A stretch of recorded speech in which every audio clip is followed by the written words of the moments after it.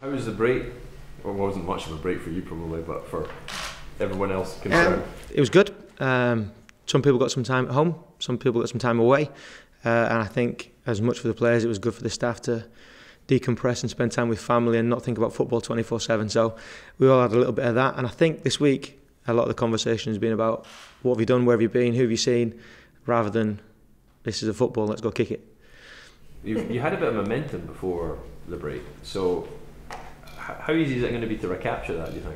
It's only 2 games, it's not that much momentum. To be honest, the boys are in a good place, I think, and it's up to them to continue that on. I think if you saw training today, you'll see that they're lively, they're bright, their tempo is excellent.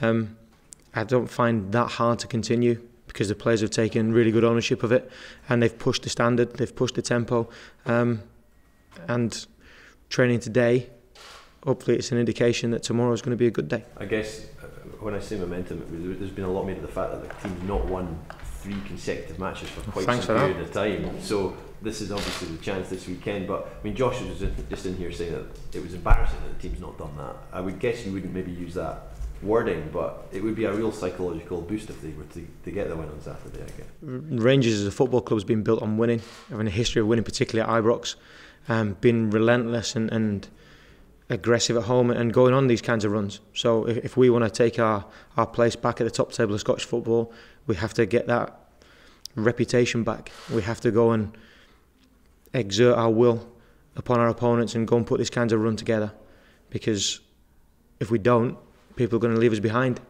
The players can't think about that. The players just going to have to make sure they take care of the business tomorrow and go and actually concentrate and focus on putting in a good performance, because their best is going to be good enough. Have you had any update at all in terms of the managerial search? Nope. Board? Nope. I'm in contact with Mark every day. We're having a chat.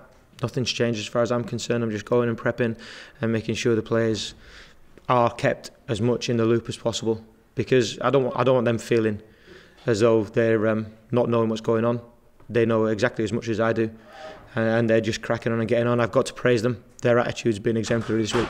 Are you surprised still to be in charge after the international break? Did you think there might be a new man in? I don't think I can afford to be surprised, if I'm honest.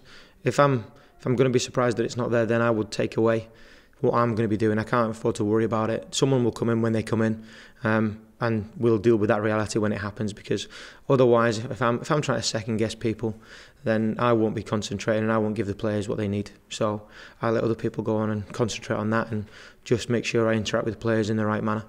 Do you enjoy the fact that, yes, you've been in for 2 games, but there are some fans saying that you should be given the chance? It's very, very kind of them to say that. I have no bearing on what's being said. The fans obviously have their voice, and it's nice that there's a positive vibe around the club at the moment. As far as my own situation goes, I'm not in charge of that either. I just go on and get the job done as well as I possibly can. And I think I said to you previously, the job I do is to leave the players in a good position for whoever comes in. Hopefully we're doing that. Hopefully the players are appreciative of it, because as far as I can see, the players are acquitting themselves very, very well at the moment. Have you applied for the job, Graeme? Because the club... I haven't, no. Do you intend to? I don't think I should have to. The club obviously said last year they received a lot of applications. Yeah, the club will, and the club should. But I'm here, I'm a Rangers employee. What role I have at the club is up to people far, far, far above me. So that'll be down to them to choose. As far as I'm concerned, I'll just do the best at whatever job they see fit to put me in. The longer you're in this position and the longer things are going well, how much more confidence does that give you that you could do this job full time? It gives me confidence within my daily work. It doesn't give me confidence to go out and shout my name from the rooftops. It just gives me that assurance that I can impact players at this level, and that's what's necessary. I think you need to be on the training pitch. Clarity is key, and the players need to know what your ideas are. You need to be confident in putting that over, and the more I do this job, the more support I get from the board, the more support I get from the players, the more readily I can do that with them, the more free and open I am with them, and the more confident they are with me. So when we go and do our analysis meeting this afternoon, they will give me more back than they did when I first came in, and that's all to the good, I think. The way the players speak about you, the way we see you in training with the players, it seems that you all have a very close bond. Is man management your kind of strength in this role?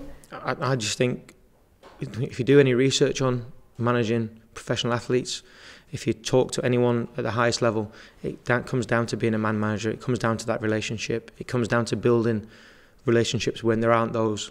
It comes down to managing them when sometimes they're a bit fractious, and treating everyone as an individual. I think that's what I've learned. I think that's something I'm quite good at, and hopefully the players understand that I respect them as individuals, and I will take all of their situations into account when we're dealing with them, and just try and give each of them the best that I can. And I think they know that from me, so that has a bearing on our relationship. I know you said that after the Hearts game you didn't particularly enjoy that match. Maybe it was a bit soon, you'd only found out a couple of days earlier you were coming in charge. You finding it more relaxed in the job now? Are you enjoying it more now? I'm not more relaxed. I don't really do relaxed. What I am is more content in what I'm doing. So the relaxation won't be there, the happiness won't be there, but being content in what you're doing, making sure that you have given the players what they need. I'm more happy in my content of my sessions, so that the players are getting my vision of the game. I'm more content that's coming over and it's coming through.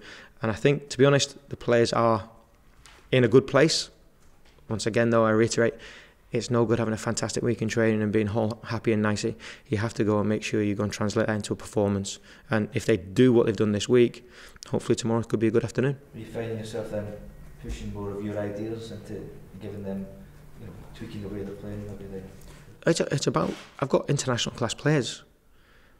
Candidly, I can't make decisions for them on a football pitch. You have to give them freedom to go and make those decisions within the framework, within the style of the team. They understand how I like to play. It's going to take a little bit of time to change certain things, but it's not about standing from the sideline and bellowing and shouting and screaming. It's little conversations, chats in the office, it's chats at the coffee machine. It's just making sure you have a little tweak and making sure they understand. You kind of see everything that goes on, and you can impact everything that goes on just to hopefully improve performance, to help them get to another level. Because as a player and as a coach, I've always strived to get to the next level, and these guys are in the exact same mode. They want to go on, they want to push on, they want to go to that next plane, and it's our job to make sure we all go there together. You said you had daily discussions with Mark Allen. Has there been discussions with board members or Stuart Robertson? I've actually got a missed call from Stuart, so I'll call him back in a bit.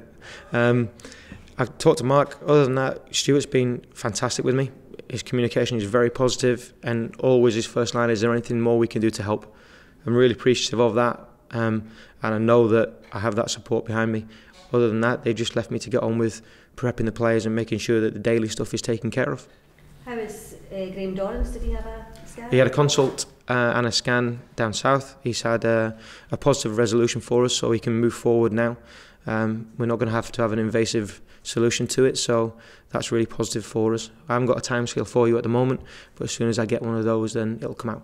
You'll have Cardozo back? Yes, he played the other day at Berwick. His English is fantastic. We had a good chat about his sensation the first few times he went up for a header, and his trepidation almost, but he got over it, and it was important for him to go and get a game, to go and actually see that he was going to be okay, and now we can just escalate what he's doing and take him up, as I've said before, to that next level, make sure that he's prepped fully. You kept Ross McCrory and Danny Wilson for the last game with Bruno Alves back. What does that say about them, that they've managed to keep such an experienced guy out of the team? It says they better keep on doing what they're doing. I said to Ross before the game, just walking around the pitch, I said, "You're playing. What does that say about you?" And he kind of gave me a blank look. So what does it say about you? He said, "Well, you trust me." I do. I trust him. I trust Danny. I trust the players that are coming in. But they know they have to perform. That's the key thing. At the biggest clubs in the world, you have to be performing, because there is someone right behind you hungry to take your shirt. That's the world we live in. That's how it should be at a big club. Do you have to speak to Bruno Alves about the situation, or is he understanding of it all? Understanding, speak to them all every day. It's really open and really factual and really professional, and this is how it looks. Great, there's no issue whatsoever. It's just really open and honest and mature, if anything. It's just two men talking about work, which is what we just happen to do. It just happens to be we kick a football around for a living. Any other team news to talk about? No, none to give at the moment. Graeme Dorrans is out? Yeah. He'll be out for a period. I don't know what that period will be. As soon as we get that period, we'll pass it over to our media department, and then that'll come out.